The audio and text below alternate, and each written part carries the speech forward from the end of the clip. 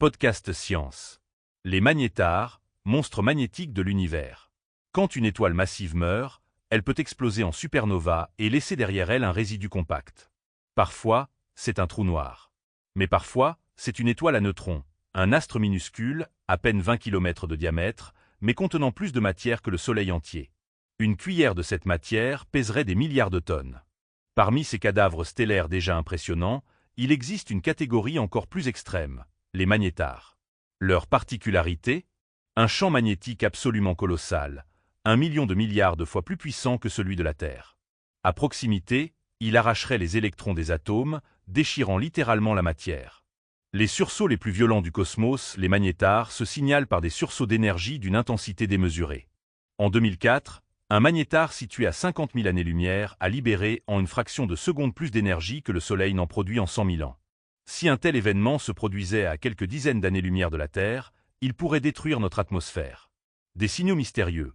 Les FRB ces dernières années, les magnétars ont aussi été liés à un autre phénomène mystérieux. Les sursauts radio rapides, Fast Radio Burst ou FRB. Ces flashs d'ondes radio, venus de l'espace profond, intriguent les astronomes depuis 2007. En 2020, pour la première fois, un magnétar de notre galaxie a été observé en train de produire un tel sursaut. Cela suggère que les magnétars pourraient être à l'origine d'au moins une partie de ces signaux cosmiques encore mal compris.